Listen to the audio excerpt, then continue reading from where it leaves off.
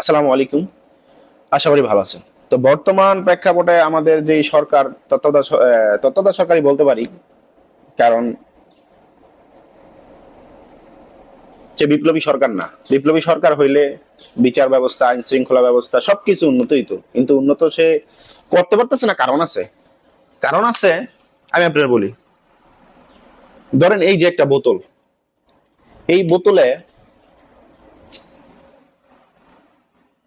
আর এই বোতলে, দুইটা বোতলে যদি আমি পানি রাখি, একটা ভালো ফ্রেশ পানি, আরেকটা হচ্ছে ময়লা কীটযুক্ত পানি।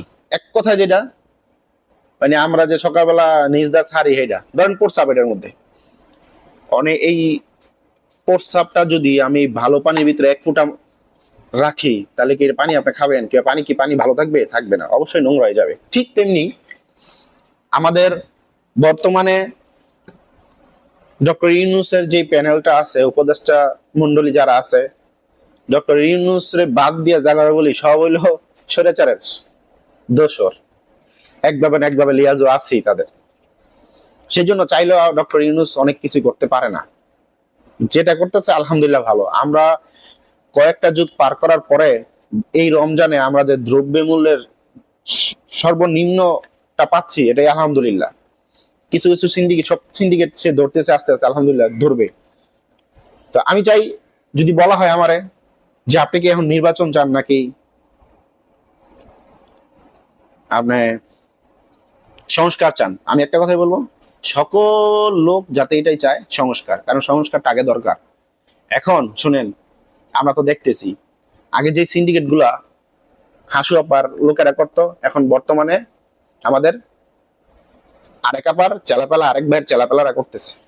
এটা কিন্তু দেখতেছি। এখন তারা চাচ্ছে নির্বাচনটা যত দ্রুত সম্ভব তাড়াতাড়ি হোক, হইলে আমরা একটা বৈধতা পাই, কাগজ কলমে একটা বৈধতা পাই, তখন এটা হালাল ভাবে করতে পারবো। তারা চিন্তা করতেছে এটা, তাদের মেন্টালিটি এটা।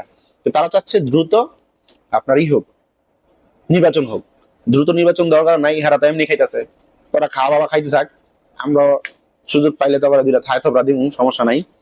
আর যদি তোরা ভালো হয়ে যাস, যদি শিক্ষা নেস, যে এই সরকার থেকে যদি শিক্ষা নেস, তাহলে আলহামদুলিল্লাহ ভালো। ভালো কিছু করো, সমস্যা নাই, চালাও তোমার দেশ, তাও কোনো সমস্যা নাই, কিন্তু তোমার ভালোই চালাও। দেশে যাতে এরকম অসহায় মানুষ যাতে সমস্যা না পড়ে।